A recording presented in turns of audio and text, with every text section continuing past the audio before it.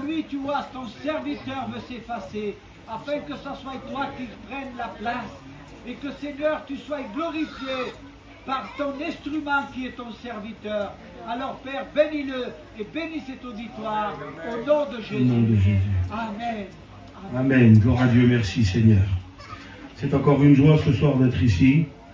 C'est pas sans combat, hein. On le sait qu'on a toujours des combats et c'est une vie de combat. Et c'est le beau combat, c'est le combat de la foi. C'est le combat où Christ nous bénit, nous donne des forces et nous relève quand on en a besoin. Il nous accompagne, il est avec nous tous les jours. Et nous voulons célébrer Dieu dans cette soirée. Hier, nous avons célébré Dieu. Dans l'après-midi, nous avons encore célébré Dieu. Nous le célébrons encore ce soir. Et demain, nous voulons rien apporter de nous-mêmes. Nous ne voulons pas briller. Il faut que ce soit lui qui brille. Il faut que ce soit Jésus qui brille. C'est lui qui nous sort de la misère et qui nous apporte à sa lumière. Et il faut que ce soit lui qui brille. Et devant toute cette assemblée, je n'aurai pas les moyens de pouvoir répondre à vos problèmes. Je n'aurai pas la capacité de pouvoir vous alléger de vos fardeaux.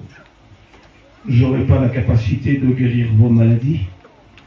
Mais je veux être celui qui est la voix, qui transmet le message. Et le message, c'est la parole. La parole. La parole n'a pas resté qu'un livre, elle s'est faite chair. La parole s'est faite chair. Hein, dans l'évangile de Jean, chapitre 1er, la parole s'est faite chair. Elle est venue, il a descendu, il est venu, il a habité parmi nous, il a marché parmi les hommes, il a manifesté son amour à un degré, le sommet de l'amour a été manifesté. Il n'a pas fait que parler. Les hommes parlent beaucoup, mais Jésus agit beaucoup. Il connaît ton cœur, la profondeur de ta douleur. Il la connaît. Nous, on ne connaît rien, on ne voit rien. Il n'y a pas de révélation spéciale, mais lui, il te connaît. Il connaît mon cœur, ma peine, ma douleur. Il connaît le tien aussi. Vous savez, on vit chacun nos lots de souffrance et de misère et nos combats. Mais gloire soit rendue à Dieu, nous avons Jésus. Jésus, le matin, quand on se lève, quand le pied est posé par terre, c'est pas la même journée qu'hier parfois. Parfois, elle est triste et ténébreuse, elle est angoissante, elle est lourde. Et Jésus, on ressent. Vous avez ressenti sa présence tout à l'heure. Vous avez ressenti la manifestation de l'Esprit qui a été parmi nous. Vous avez ressenti, quand ces personnages ont témoigné, ont chanté, vous avez ressenti la bonne présence de Dieu. Est-ce que qu'on a besoin, c'est de la bonne présence de Dieu? Le livre que nous détenons, c'est un livre puissant. Dites Amen. Pardonnez-moi, je vais essayer de parler doucement, j'y arriverai pas. Mais je vais essayer de parler doucement, mais j'y arriverai pas. Et le livre que nous détenons, il est trop important. Il est trop grand. Je ne peux pas parler doucement quand je parle de la Bible. Quand je parle de Dieu, de Jésus, je n'arrive pas à parler doucement. C'est trop grand ce qu'on dit. C'est trop puissant. C'est trop la solution. C'est la solution ce qu'on dit. La solution, c'est la parole de Dieu. Amen. Tout à l'heure, j'étais en train de marquer quelque chose ce matin. Et puis, j'ai marqué quelque chose parce que Dieu est là, on est là. Et puis il y a du désespoir. Écoutez, s'il vous plaît, on ne va pas faire de la théologie. Quand tu es à demi-mort, tu n'as pas besoin qu'on t'enseigne la Bible, tu as besoin d'être soigné. Après, l'enseignement vient. Et puis nous avons des enseignants et des anciens parmi nous qui connaissent parfaitement ça. Mais quand tu es à demi-mort, tu n'as pas besoin qu'on te fasse une étude biblique. Il te faut des soins. Des soins, tu as besoin. Tu n'as pas besoin d'un grand message. Tu as besoin de soins. Parce que ta vie, tu sais ce que c'est un chaos.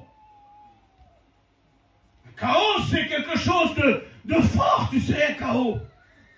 Quand tu prends un chaos, ça déconnecte tout ce qui est dans le cerveau. Quand tu prends un chaos, tout est déconnecté. Tu es mort. Puis tout à l'heure, j'ai marqué ça. Écoutez, je vais une minute vous parler de Gabrielle. Tu vas me tuer, mon frère. Mais je vais vous dire ce qui s'est passé avec elle il y a une semaine en arrière. Parce que vous savez, ça, c'est un petit chaos qui est dans ma vie. Et puis, les autres jours, quand je suis parti à La Réunion, j'ai mis cette petite photo dans un verset. Et j'ai regretté de ne pas avoir cité le verset à La Réunion, à la convention. Parce que je parlais d'elle. Mais je vais vous citer le verset. Elle est malade, Gabrielle, et vous le savez. J'ai pris la petite photo de Gabrielle avant de partir à la prédication et je l'ai mis dans ma Bible. Et je vous le dis parce que j'ai oublié de le faire les autres jours, mais là je vais le faire. Et quand je l'ai mis dans ma Bible et que je vais rentrer dans la réunion et que j'ai ouvert la Bible, je l'ai mis sur un verset particulier de la Bible. C'est dirigé par le Saint-Esprit parce que c'était pour me parler à moi, pour me redonner des forces et du courage et pour me redonner de l'espoir. Au milieu du chaos, de l'espoir revient. Et j'ai marqué ce matin, Dieu, la parole de Dieu redonne de l'espoir au milieu du chaos. Au milieu de ton chaos, de ton désespoir, de tes ténèbres, Dieu redonne de l'espoir. Et quand j'ai glissé la photo au milieu de la Bible, sans savoir où je l'avais mis, je l'ai mis sur un verset particulier qui dit « Je suis l'Éternel qui te guérit ». Et ça m'a donné beaucoup d'espoir. Et quand je regarde sur Gabriel et que le diable vient m'attaquer, il y a ce verset qui revient, je suis l'Éternel qui te guérit. Écoutez, le message que je voudrais vous prêcher, c'est celui-là. C'est le message que Dieu donne pour l'assemblée. C'est pas le mien, c'est le sien. Je voudrais être celui qui transmet le message que Dieu m'a donné. Le message, c'est redonner de l'espoir au milieu du chaos. Vous savez, le chaos, dans la langue hébraïque, a un nom qu'on appelle le tohu bohu, et Vaval nous en a parlé hier. Et puis, quand tu prends l'essence et les racines du mot tohu bohu, chaos, les mots le chaos, ça veut dire ténèbres, informe, déformé, ce qui n'a pas de vie, écoutez s'il vous plaît, ce qui est vide, ténébreux et néant. Regardez les mots, il y a des vies qui sont ici, qui sont rentrées, qui sont là. Et puis qui sont ténébreux, qui sont informés, vides. Il y a quelque chose qui s'est passé. Il y a un événement qu'il y a eu. Les événements de la vie, vous savez, sont tragiques. Les événements de la vie font mal. Les événements de la vie nous brisent. Les événements de la vie nous détruisent parfois. Quand on arrive au monde, la vie nous donne tout. Et à un moment donné, elle nous reprend tout. Elle nous donne des parents, elle nous donne une famille, elle nous donne une situation, elle nous donne des enfants, elle nous donne un foyer. Et à un moment donné, elle nous reprend tout.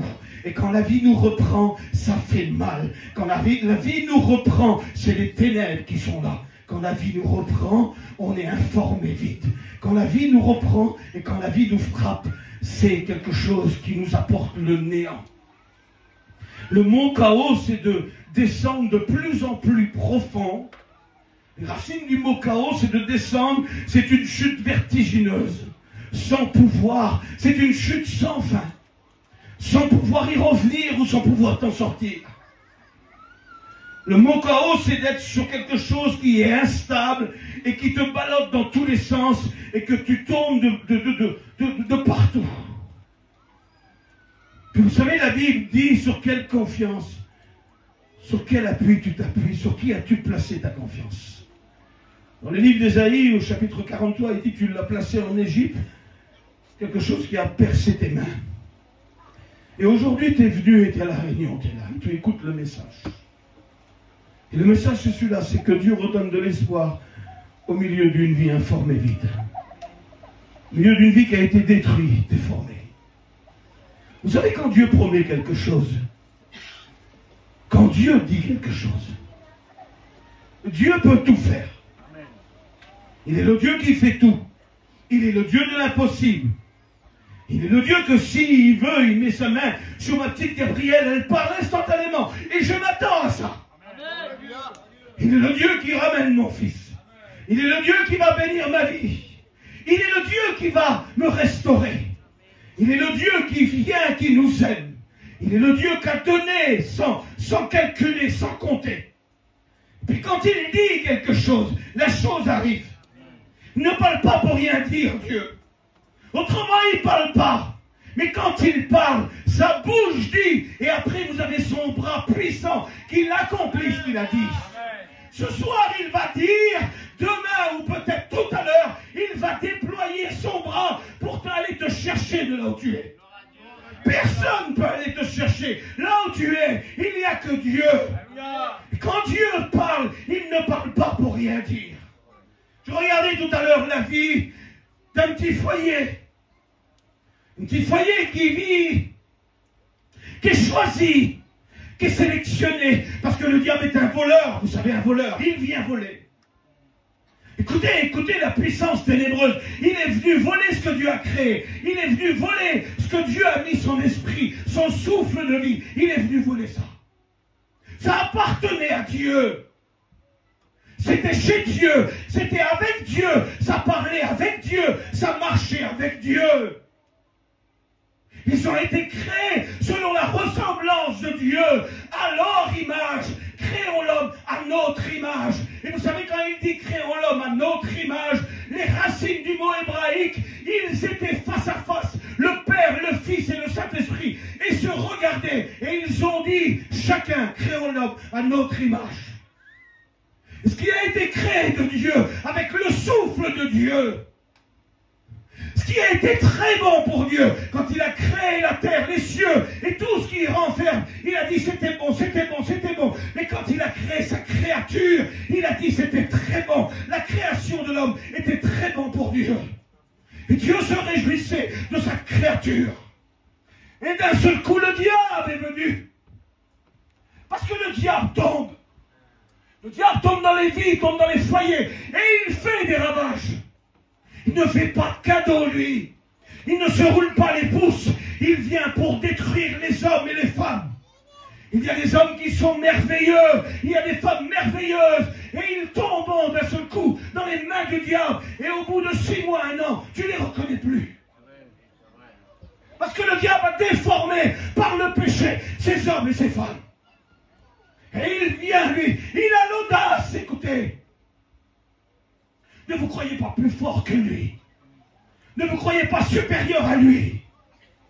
Il marche sur la propriété de Dieu. Et il vient vers l'homme et la femme. Et il ose voler la créature de Dieu par le péché. Il prend cette créature et il la détruit. La mort rentre en elle. Écoutez s'il vous plaît. Écoutez, je vous en supplie, écoutez s'il vous plaît. Écoutez l'audace du diable. Écoutez ce que le diable est capable de faire.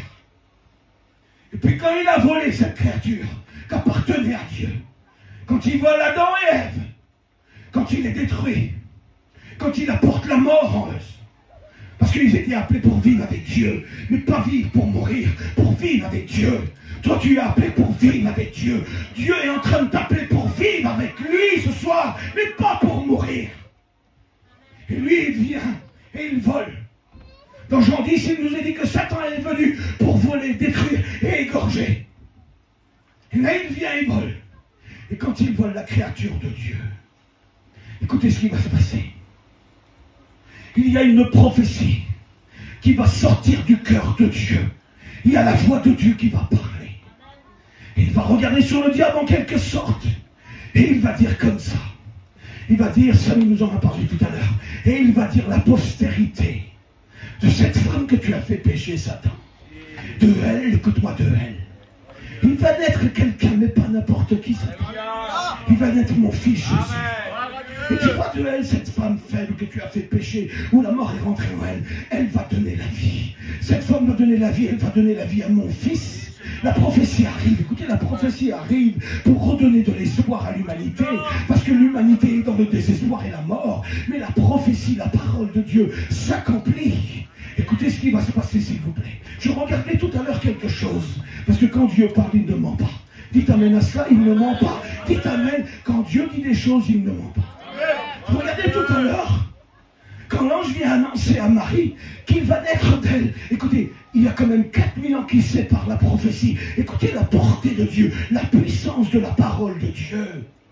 Nous, on n'arrive pas à tenir une promesse, parfois 1 semaine. Lui, il a dit, 4000 ans après, ça s'accomplit. Il a dit quelque chose sur ton foyer. Il a dit quelque chose sur toi. Il t'a promis des choses. Je te promets que moi je vais faillir, que les pasteurs vont faillir, que les anciens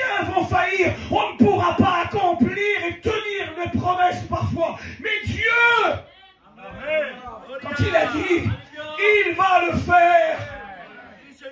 Il est impossible d'après Hébreux 6, verset 18, que Dieu mente. Ce n'est pas un menteur, Dieu. Il est en train de dire ce soir qu'au milieu de ton chaos, si tu l'appelles, il va te sortir. Il va venir. Qu'est-ce que tu fais? Tu prends quoi? Quelle est ta nourriture?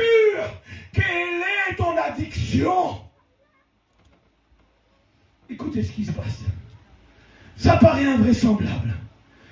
L'ange de l'Éternel qu'on appelle Gabriel va arriver chez Marie. Chapitre 2 de l'évangile de Luc. Et il va lui annoncer quelque chose qu'elle ne veut pas y croire. C'est impossible de croire ça. Elle le sait très bien d'après la descendance qu'il a dit à Adam et Ève, multipliez la terre, multipliez la terre. Et elle le sait que sans union de mariage, personne ne peut naître. Mais tu ne peux pas calculer Dieu. Tu ne peux pas renfermer Dieu au-dessous d'un chapiteau ou dans un cadre. Dieu est le Dieu de l'univers. Dieu est le Dieu que quand il parle, les hommes se taisent. Quand il parle, les rois s'assoient. Il contrôle tout, Dieu. Il est au contrôle de tout. Et puis il vient. Et lui, il lui dit que de elle va naître le Sauveur. Cette prophétie-là, cette prophétie qu'il a donnée au diable, Dieu, cette prophétie est en train de s'accomplir dans l'évangile de Luc au chapitre 2. Puis cette prophétie-là, écoutez, qu'est-ce qui va se passer? Elle ne veut pas y croire, c'est trop grand. Mais comment ça va se faire? Comment cela est possible? Et là, ce que lui dit le Saint-Esprit, je viendrai sur toi, la présence du Très-Haut te couvrira. Quand Dieu couvre les hommes et les femmes, ils sont capables de tout faire après. Il couvre Marie et de elle, de ses entrailles, va donner la vie. Et de cette vie qu'il va en donner, c'est Jésus, c'est le Sauveur. Écoutez, pardonnez-moi, s'il vous plaît. Elle va porter son petit bébé qui est Jésus. Elle va le porter, écoutez s'il vous plaît. Elle va le porter et puis elle doit partir à Nazareth. J'ai été touché tout à l'heure. Parce que je me suis mis à la place. J'ai regardé ce passage de la Bible. Pas à la manière des hommes ou rapidement comme on peut le lire. Et pendant ces moments où elle a porté Jésus, et à un moment donné, écoutez, parce que tout est contrôlé par Dieu, tout est contrôlé par le Seigneur. Écoutez, quand Dieu parle, on ne peut pas le faire taire. 800 ans avant que la naissance de Jésus se fait à Bethléem, il va animer un prophète qu'on appelle Michée. Écoutez, s'il vous plaît. Il anime son prophète inspiré du Saint-Esprit et il écrit. Et dans le chapitre 5 du livre de Michée, il écrit: et toi, Bethléem, Ephrata, petite entre les milles de Juda, de toi pour moi naîtra le Sauveur. Il dit celui dont les activités ont été préparées dès la fondation du monde, où l'activité est dans l'éternité. Il est question de Jésus et d'une petite ville qu'on appelle Ephrata, qu'on appelle Bethléem, va naître. Ephrata veut dire ouvre-toi. Cette petite ville va s'ouvrir pour accueillir le Sauveur. Cette petite ville va s'ouvrir pour accueillir le Fils de Dieu. Sa petite maman qui est en train de porter Jésus, qu'on appelle Marie, et la prophétie dit 800 ans avant que ça s'accomplisse, elle dit qu'il faut qu'il naisse. Il faut qu'il naisse à Bethléem. Mais eux, ils sont à Nazareth. Écoutez la précision de Dieu. Quand Dieu décide de sauver une âme, quand Dieu décide de faire naître une bénédiction, quand Dieu nous a promis des choses, rien ne l'arrêtera. Je vous promets que rien ne l'arrêtera. Je vous promets que quand il a gravé sur les tables de ton cœur une promesse, et puis que le diable vient pour étouffer cette promesse, je te promets que ni le diable, même l'enfer et tous les démons ne pourra anéantir les promesses qui ont été gravées sur ton cœur. Ils sont à Nazareth. Puis écoutez, le gouverneur romain, le gouverneur César, va demander quelque chose sur le monde entier. Mais même les rois, même les gouverneurs sont dirigés par Dieu. Il n'y a rien qui passe à travers. C'est Dieu qui contrôle tout. Il va demander un ressassement sur toute la terre. Et quand j'ai expliqué ça à Laval tout à l'heure, nous étions touchés par la précision de Dieu. La précision où Dieu t'a promis quelque chose et ça va s'enclencher. Il dit que dans la prophétie de Michée, il faut qu'il naisse à Bethléem. La Bible dit dans le psaume 33, je crois, que Dieu, quand il dit, la chose arrive. Quand il ordonne, elle existe. Et c'est pas Nazareth, c'est Bethléem. Et ils vont entreprendre un voyage de plusieurs semaines. Écoutez, s'il vous plaît. Nazareth, Bethléem, 150 km. Pas de moyen de locomotion, pas d'avion, pas de voiture, pas de climatisation. Écoutez la précision de Dieu. Il n'y a rien pour les transporter pour qu'ils soient le plus rapides pour qu'ils arrivent. Et puis Marie est en train de porter son petit enfant. Et ils doivent partir avec des sandales, des chemins rocailleux. Mais Dieu a dit pas Nazareth, il a dit Bethléem. La prophétie est fixée sur Bethléem. Et eux, malgré le désespoir parfois, malgré le chaos qu'ils étaient en train de vivre, ça a duré plusieurs semaines pour faire ces 120 km. Peut-être une semaine, 2 semaines, je ne sais pas. Et en plus avec une petite maman qui porte son petit bébé. Les journées lourdes, difficiles, en pleine chaleur. Et puis écoutez ce qui va se passer. Lorsqu'ils arrivent à Bethléem, ils sont sur la terre de la promesse. Écoutez s'il vous plaît, ils sont sur la terre où Dieu a parlé, où Dieu a prophétisé. La terre où apporte la bénédiction, la terre où ils se sentent en sécurité. Alors ils vont le soir pour essayer de trouver du repos dans une petite hôtel, dans une petite auberge. Mais savez-vous ce qui se passe? Ils rejettent, il n'y a pas de place pour eux. Parfois tu es dans la confusion. Qu'est-ce qu'ils se sont dit tout à l'heure? Ils se sont dit quoi? Qu'est-ce qu'ils se sont dit? Quelle est la confusion qui a frappé leur cœur? Ils ont peut-être se regarder, mais est-ce bien vrai que Dieu t'a dit ça, dit Joseph? La souffrance et la douleur est là, et la confusion est peut-être le chaos. Et puis là où ils vont pour essayer de trouver de la sécurité, ils le rejettent parce que pour eux, pas de place. Et puis toi, tu essayes, tu es sur la terre de la bénédiction. Là, tu es là, écoute, tu es là. Là, c'est une terre de bénédiction parce que la parole de Dieu est prêchée, parce que Dieu, il marche ici. Puis il te dit, tu vas t'en sortir, et tous les portes où tu veux ouvrir, pas de place pour toi, pas de place pour toi, pas de place pour ton désespoir, pour ton angoisse, tu ne t'en sortiras pas. Ils sont là dans la confusion. Et puis Dieu, comme il a dit, c'est Bethléem. Et ça sera Bethléem. Et ce soir-là, dans une petite étable, rejetée de tout le monde, la prophétie de Genèse 3,15 commence à s'accomplir. Quand Dieu parle, même avec 4000 ans de décalage et 800 ans de décalage entre Michée et l'évangile de Luc. Mais quand Dieu promet quelque chose, il va jusqu'au bout de sa promesse. Et là, dans la nuit, les anges ont peur. Et puis les anges arrivent. Et puis les bergers ont peur. Et puis les anges viennent les rassurer. Il dit, n'ayez pas peur. Car aujourd'hui, dans la ville de David, il vous est né un sauveur qui est le Christ. Et il sera un sujet de joie pour tout le monde. Peut-être que tu es en train de vivre de quelque chose. Et tu te dis, je suis sur une terre qui n'est pas stable. Je vis un chaos. Je vis des ténèbres, je vis un vide dans mon cœur. Je vis quelque chose où je ne peux pas m'en sortir. Je suis en train de vivre de la drogue, de la dépression, des cachets. Je vis quelque chose de grave. Je vis quelque chose où partout où j'essaie de trouver un appui, tout disparaît. Je suis en train de descendre et encore descendre et descendre dans les profondeurs de l'enfer de ma misère. Mais moi je voudrais te dire ce soir, quand Dieu promet quelque chose, il est fait. Il est né Jésus. Au moment précis où Dieu l'avait décidé, j'aimerais te dire ce soir qu'il peut naître en toi une bénédiction. Si tu voudrais accepter, si tu voudrais te plier à la volonté de Dieu, si tu voudrais dire, Seigneur, je vis ceci, mais Seigneur, je te fais confiance et je me livre à toi. Vous savez, j'étais tout à l'heure ici, je ne savais pas comment terminer la prédication. Je ne savais même pas non plus comment on a commencé. Puis le Seigneur m'a dit quelque chose. Et j'ai rajouté au message quelque chose. Dans la Bible, il y a un homme qui vient KO, qui vit des ténèbres, qui vit quelque chose qu'il n'a jamais vu. Puis le Seigneur m'a demandé de terminer cette prédication pour une catégorie de personnes. Je veux suivre la voie de Dieu, vous savez. Il ne faut pas essayer de jouer des mécaniques. Pas là pour ça. Je suis assez faible moi-même.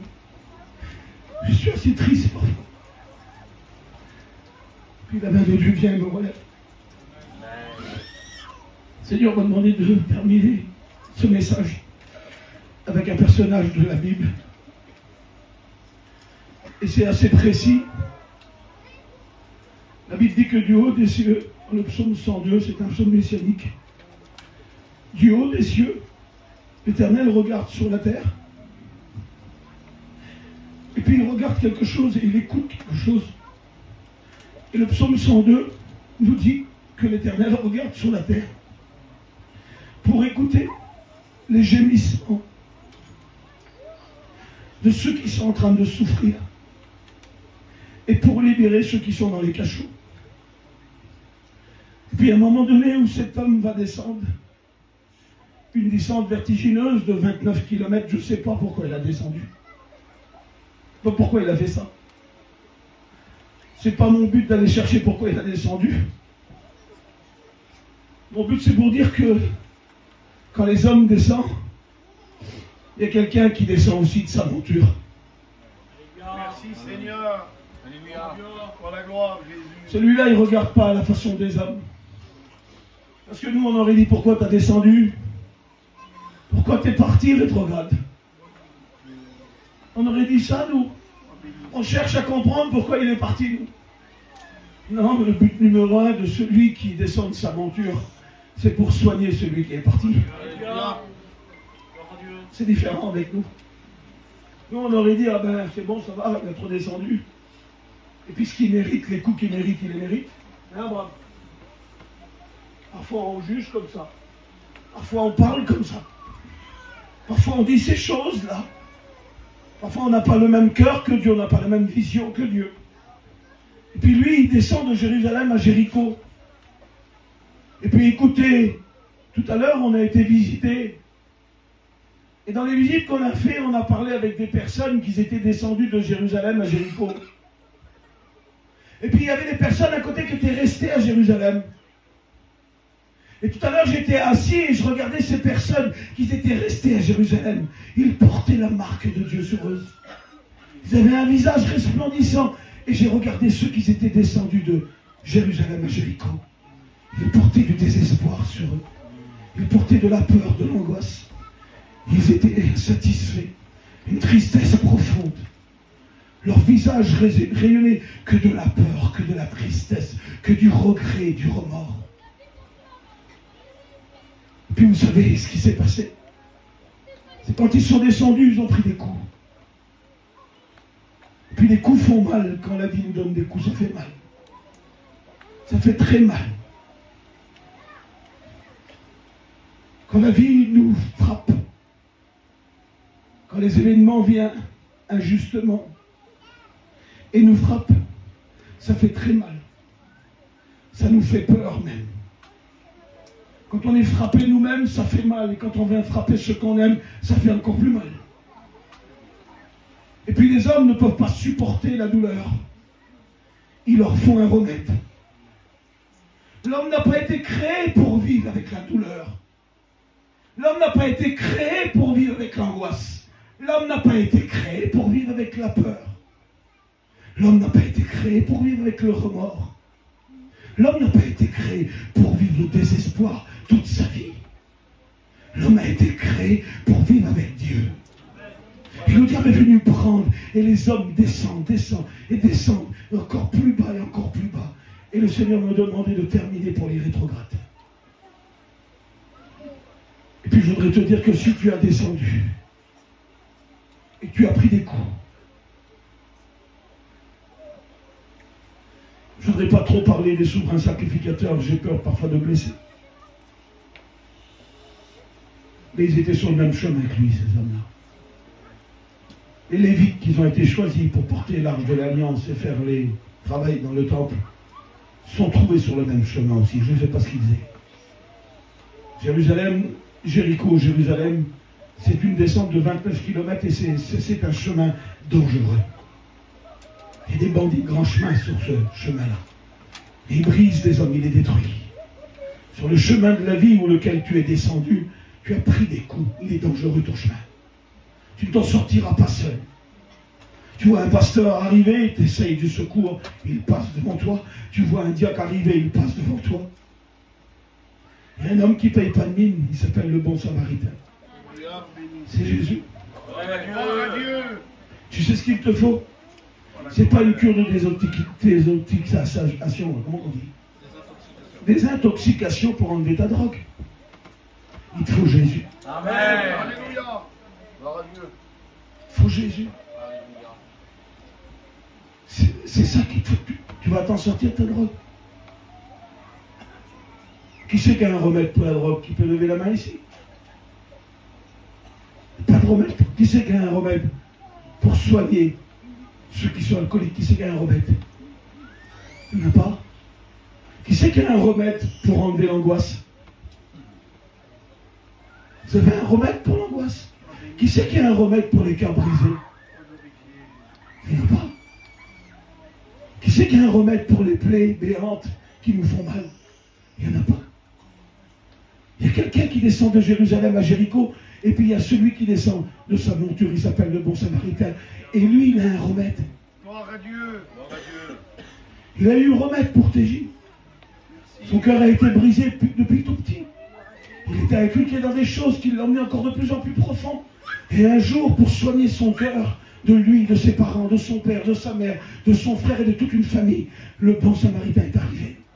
Alléluia. Et ce soir, écoute, pour ta solution, moi je ne te présente pas un homme, je ne te présente pas la mission. Pardonnez-moi pour tout le respect que j'ai pour eux. Dieu le sait que j'ai du respect et que je les admire beaucoup. Et puis que je les estime beaucoup. Mais je ne te présente pas les anciens, je te présente Jésus. Amen. Jésus est là ce soir pour te soigner. Il ne soigne pas à la manière des hommes. Je vais terminer. Et je voudrais qu'on prie maintenant. Écoutez, si il faut soigner une plaie, nous on la soigne comme ça. Désinfectant, pommade et des bandes. C'est comme ça qu'on soigne, nous. La médecine, elle nous a appris à soigner comme ça. Désinfectant, pommade et puis des bandes. Et Jésus, lui, fait le contraire de la médecine. Parce que cet homme est en extrême urgence, il a besoin que... Il est en hémorragie interne, il va mourir. Il n'a pas besoin d'un désinfectant tout de suite ou de la pommade, il a besoin d'un garrot pour arrêter l'hémorragie. Et Jésus, quand il arrive dans le verset, il met des bandes. Il stoppe l'hémorragie parce que les coups sont trop graves. Ils sont trop puissants, les coups de l'ennemi, ils sont trop forts. Il faut qu'il stoppe l'hémorragie tout de suite. Il faut qu'il mette un garrot. Il faut qu'il stoppe ce qui va ôter la vie. Il faut qu'il le stoppe. Après, il met la pommade pour adoucir. Parce que tu n'as pas besoin qu'on t'accuse. Tu n'as pas besoin. Le diable est en train déjà de t'accuser en disant tu as quitté la maison. Tu as juste besoin qu'il vienne te soigner, qu'il vienne apaiser ta plaie. Et après, le sang de Jésus va te purifier de tout péché. Amen. C'est pas grave que tu as péché. C'est pas grave que tu as dit des choses. C'est pas grave que tu es loin. Je voudrais qu'on ferme nos yeux maintenant. Gloire à Dieu. Gloire à toi, Seigneur. Gloire à Jésus. Il a dit Bethléem et ça s'est accompli à Bethléem.